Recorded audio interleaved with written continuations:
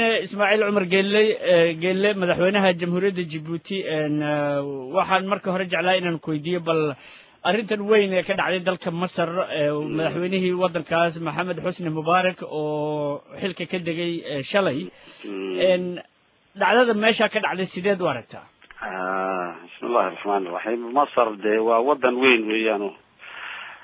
تضبع كن أو سندود أو تاريخ أو عريق له أو شعبي إن إسقى ده ما أنت حضلي إن هذا الكلام إسقى إساسية كل كده يعني إن أي يجو ربيتان كوجو إن النظام كان اللي بدله أي دالبدين مدحوينه هنا وأقبلي وكدجي إذا مضنا سوى نفسن أي أرنكاسي وفليين أو يعني بوليسكا شعبي هو يسبرتانه أيجو إن أرنكين عنده قبطان أو هرت بكلا إلاليان إن دباتوين بدن دعان أو dadka de Masarna wadiga arkayo oo yani qof dhagax tuurayay kuma jirin qof ul haystay kuma jirin bas inay cabiraan yani rabitaankooga iyaga oo magaranaysa ay aanan dhibaato yani hantida iyo dadka iyo yani waxba aanan u geysanin shacbigii de maanta uu sidii uu guuleystay in Masarna de imika wixii laga bilaabo ciidamadu inay in dadweynaha u soo celin doonaan oo wixii de ay dalbadeen oo ahaa in yani baarlamaan cusub la sameeyo doorasho cusub la sameeyo oo xukunka degdeg ah la qaado waxyaaladaas oo dhan waa wax iska yani la sameyn karayo muddo gaaban nabadda iyo deganaanshaha Masar iyo muhiim ah waa hambalyan leenahay madaxweyne Masar haddaan inta kaga gudubno oo Soomaaliya aan ka hadalno in arrin ayaa taagan maalmahan baarlamaankii Soomaaliya isaga oo igadna ay ka horeysay iyo African Union midowga Afrika wuxuu cusboonaysiistay oo kororsaday waqtigii kumeel gaarka ah oo 3 sanadood uu ku darsaday waqtigaasna dad badan baa ka qayliyo yiri waqtigu waa dheer yahay qaarkoodna waxay leeyihiin kororsi baarlamaanku keligii samaysto waa khalad ay dawladaha qaar leeyihiin iyo dadka Soomaalida qaarkii sideed arrinta u aragtaa wallahi arrintaas waqtigii yani in heshiiskii Djibouti wuxuu ku dhamaanayaa baa leeyahay bisha 8aad walba halka ka soo baxay oo yani la yiri in maxaa la yeelaa sharciyada qurahatay ee meesha jirtay waa yani dawladda ku meel gaarka ah iyo baarlamaanka ku meel gaarka ah hadii ka la kala daadiyo oo yani in aan waxba la qabanin sharciyadii ay meesha ka baxdana fawdadii iyo dhibaato badan baa yaa iman doonta hadii la yiraahdo doorashaha la sameeyo oo doorashana meedaankeygii iyo jawigeygii iyo cimiladeedii midna ma taalo meesha su'aashaasi waxaa la keenay in shir madaxeedkii igad oo Addis Ababa ku dhacay dhawid marka de labaan u kala qaadnay anagu oo waxaan niri in baarlamaanku imika muddadiisa hal kordhiyo laakiin xukuumadda xamjada madaxweynaha iyo speakerka yani in arrin taladaasi inaan u deyno Soomaalida iyo madaxdeeda iyo gaar ahaan yani sultada in xeer dejinta oo baarlamaanka ah in loo daayo siday ayagu u maamulayaan ayaan niri bayhaydo de wax walba ina shir igaada yiri iyo madax igaad baa tiridan yani laga dheeraado oo mas'uuliyadooda la qabadsiyo oo ayagu ay sida ay danta dalkooda u arkayaan ay u fuliyaan waxa de kolkii arrinkaasi sidaabuu annaga nagaga dhacay uu nagaga dhamaaday waxaa dee soo baxday inay yani 3 sanadood majliskaa dee yani sidaa doortay muddadaana isaga ayaa qabsaday dee dad badan oo arrin yani aaraa badan baa meesha kasoo baxay dad odhanaya waa ku degdegeen kuwaasaan anagu ka mid nahay oo degdegaani yani waxay ahayd in yani la yara bisleeyo arrinka oo guddiyada baarlamanka iyo speakerka iyo yani xoogaa isyara madaxa la isyara geliyo oo dee lasoo saaro yani ahamiyadda oo dee kolkaana yani wax lala baxsanayo aanan loo ekeysinin baan anagu iska jeclayn laakiin kol haddii qaraarkii ay qaateen meel lagaga laabmo ma arkayno oo aanan ahayn kolka ihaanad loo geysanayo yani ragga yani baarlamanka iyada meel ka dhac lagaga dhacayo oo dee sidii caruurtii la edbinayo oo la odhanayo waad qaladeena soo noqda oo yaa meesha kasoo baxaysa dadkan dee deeqbixiyaal baa nahay iyaguna ad garanayso waxa ay sida ay arday uga dhigayaan dadkana iyaduna waa kuwa qayladoodii yani iminka laga yaabay wax dee sidaabay ku roonayd ilana anigu ma arkin kol intaan waraaqa akriyayay waa unilateral yani kelidoodun bay iska qaateen mooyaane sidan bay ku roonayd iyo wadadan bay ku roonayd iyo maxaa dee kale oo la sameeyaa iyo yani in solutionno kale yani lasoo bandhigana waa iska fiicnay laakiin kulleyba sadee yani ta ugu weynay iminka aan la bogsiin karaynin waxa weeye haddii la yidhaahdo qaraarkii ka noqdaan ma nalama qurux badno 3 sano iyo 2 sano badel dad 2 sano odhanaya dad 3 sano odhanaya kulleyba baddu waa lagu wada jiraa oo yani dhibaato ma yaro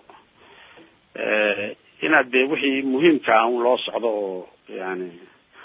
aanan wax tagay lagu laalaamin baan anagu odhan lahaa madaxweyne mowqifkaas horena haddaad tihiin igad aad u soo jeediseen in baarlamaanka xilligiisa la kordhiyo madaxda sarena loo daayo baarlamaanku inuu go-aan ka gaaro in ay dib doorasho u gelayaan iyo in kale haddana marka aad muujisay go-aankii baarlamaanka galdaloolaha ka muuqdeen laakiin hadalkaagii uu noqday mar haddii qaraarkii dhacay waa in loo hoggaansanaadaa dawladaha qaylinayana la yidhaahdo war ha ku xadgudbina maaragtay madax banaanida soomaaliya taas marka ma kala hadasheen igad mawqifkaa ma wada qabtaa been baan sheegaya haddaan idhaha waan wada qabnaa laakiin mid ama laba waan isla helnay oo sidaasi aan sheegayaba iyay ila qabaan qof ama laba laakiin gebigoogii baan wada arkay ma odhan karata waan garta tan ku saabsan haddaan kasoo gudbo xilliga yar ee ka haray kumeel gaarka midkii Djibouti lagu soo sameeyey ee August ku eg waxaa jirta in maamul goboleedka Puntland iyo xukuumadda Soomaaliya gaar ahaan madaxda sare khilaaf weyn uu ka dhaxeeyo bari dhaweydna Djibouti inkastoo aan u malaynay inaanay kulmin haddana isku soo gaareen arrimahaas in aad wax ka qabato ma isku dayday mise laga yaabaa inaad mustaqbalka waan ku jirnay oo yani sidee qabow in loo galo oo horta yani xumadu ay yara dhacdo oo waan dhamayn karaynaa baan umalaynaya wax weyn ma aha dadku sadee waa taqaanaayo kolka nin walba kolka uu inficaal sameeyo uu reaction sameeyo uu dee qayliyo ka kalena haddii uu yani ka aamusi waayo way sii huraysaa laakiin dadweynuhu se yani dawlad iyo dawlad goboleed xidhiidhka ka dhexeeyay wuxuu ka abuurmayaa inta badan sharciga ka sokow xidhiidhka iyo sida fahamka ay nin waliba yani mas-uuliyiinta labada dhan waxa ay yani sida ay mas-uuliyaddooda nin waliba u arkayo oo inta uu meesha joogo inuu meelo inuu dhaafo ayna ahayn uu istaago oo uu yani uunan abuurin yani kala go' oo iyaa dee meesha taalla waana ka shaqaynaynaa insha allahu taala. madaxweyne Djibouti haddaan usoo laabano xilkaaga iyo kursigaaga ayaa miiska saaran oo tartan baad mar dhow gelaysaa diyaargarowgaaga ma dhan yahay mise waxba kugu haray? iska yani waxaan leeyahay anigu tartankaasi waa ku aan yani isleeyahay inuu jawi nabada iyo magaranaysaa ay inuu ku dhaco iyaan dadaalkeena ugu weyni uu yahay. dadweynuhuna uu cabiro sida uu doonayo cidda uu doonayo uu doorto wixii qaanuun iyo sharciga iyo xeerarku ay dhigayeenna tabaabulshahoogii dee dadkii ku shuqul lahaaba ayaa wada. wax dee yani mucaaradna waan leenahay oo odhanaya tartanka anagu ma galayno olo odhanaysana way jireen. dad individuals oo ayagu iska yani mas-uuliyadeedan qaadanayna oo barnaamijka iyaga waan soo dhigaynaa lena mid baa imika isa sheegay so far haddee kuwa kala jiraana yani ilaa bisha dambe meelaha wiiga ugu horeeya ee mars dabadeed ilaa intaasay u furan tahay. anagu yani waxaan isleenahay dee yani waa ilaa imika dhibaato ma arkayno laakin waxaan rajeynaynaa inay si wanaagsan noogu dhacdo.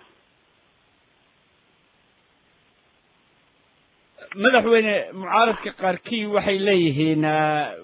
kalsooni ma qabno ayay leeyihiin arrintaa maxaad uga jawaabaysaa? sida ay dee ku qabayaan un ha sheegaan oo waa 50 sano iyo wax ka badan waxaa yani halkan doorasho dadku laga qaban qaabiyo nooc walba laga qaban qaabiyo xeerkeeda iyo farsamooyinkooga kuwa sidaa lihi way iska yaqaaniin. qaar ay qaarkood qaban qaabiyeen waa jireen kuwa magaranaysa ay ka qayb galeen qaarkood way jireen laakiinse dee kolka aada bustahu wato yani odhanaya hadduu ninkaasi meesha yimaado waan waayayaayo waxaa soo baxaysa inta aan ku leeyahay yani dad kalsooni